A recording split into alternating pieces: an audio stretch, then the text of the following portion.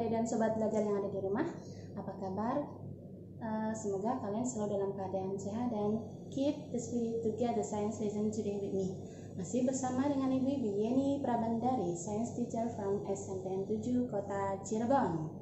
Hari ini atau kali ini kita akan belajar materi kelas 7 semester 1 ya, yaitu tentang besaran dan satuan. Materi ini ada di KD 31 ya. Sekarang sebelum kita masuk penjelasan selanjutnya, Ibu akan bertanya dulu, apakah kalian tahu apa yang dimaksud dengan besaran? Ya, besaran adalah segala sesuatu yang dapat diukur dan dinyatakan dengan nilai atau angka.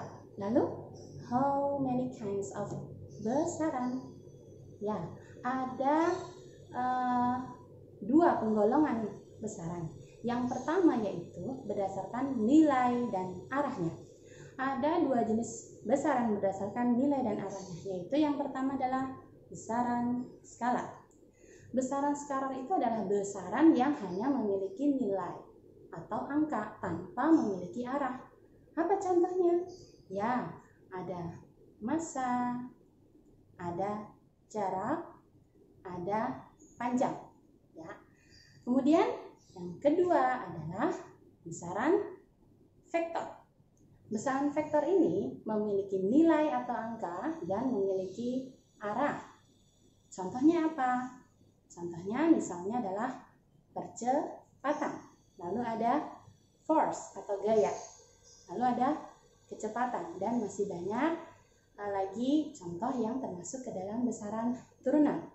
Penggolongan yang kedua yaitu macam besaran berdasarkan jenisnya. Yang pertama ada besaran pokok. Apa itu besaran pokok? Besaran pokok adalah besaran yang satuannya sudah ditetapkan di awal. Lalu ada berapa jenis besaran pokok? Besaran pokok itu ada 7. Nah, berarti ada 7 huruf. Kita ingat ada kata yang mudah untuk mengingat tentang besaran pokok, yaitu ada J, lalu ada I, lalu ada W, lalu ada A, lalu ada S, M, P. Ya, jiwa SMP. Kita lihat, apa itu J? J adalah jumlah zat. Kata yang huruf yang kedua yaitu I, yaitu intensitas cahaya. Huruf yang ketiga yaitu W, yaitu waktu. Huruf yang keempat adalah A, arus atau kuat arus listrik. Yang kelima adalah S. S adalah suhu. Lalu yang keenam adalah M. M di sini adalah massa. Dan yang terakhir yang ketujuh yaitu P. P itu adalah panjang. Ingat ya, kalau kita bicara besaran pokok ada 7 huruf, yaitu J, I, W, A, S, M, P. Jiwa SMP. Oke, berarti yang tidak termasuk ke dalam 7 tadi adalah merupakan besaran turunan, yaitu besaran yang satuannya diturunkan dari besaran pokok. Contohnya apa? Yaitu contohnya luas. Luas diturunkan dari besaran pokok panjang. Lalu ada kecepatan, ada gaya, dan masih banyak lagi contoh dari besaran turunan. Oke, kalau tadi kita sudah bicara besaran, kita akan bicara yang namanya satuan. Ya, satuan adalah pembanding dalam suatu besaran. Oke, sekarang mungkin pada zaman dahulu ya, kalau misalkan mengukur panjang meja, itu ada yang menggunakan misalkan pakai ukuran ya depa atau jengkal, kan seperti itu. Kira-kira valid nggak hasilnya? Apakah tiap orang akan sama hasilnya? Ya, karena hasil pengukuran setiap orang itu tidak sama, maka alat ukur depa, jengkal, lengan, depa itu merupakan satuan tidak baku karena hasilnya berubah-ubah ya, jadi tidak bisa dipakai. Sehingga kita gunakan yang namanya satuan internasional. Ya, berikut ini adalah tabel bagaimana hubungan antara besaran pokok dengan satuan internasional. Bisa dilihat ya di sini ya. Ya, oke.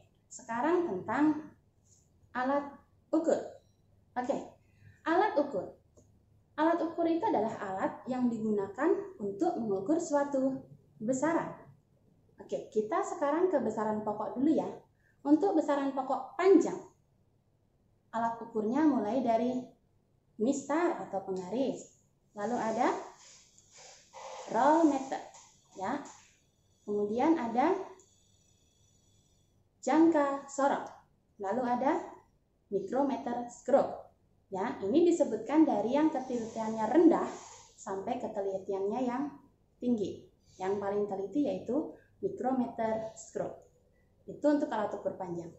Yang kedua adalah alat ukur massa. Ada timbangan. Timbangan pasar yang sering digunakan para pedagang di pasar. Kemudian di sini ada neraca, ya.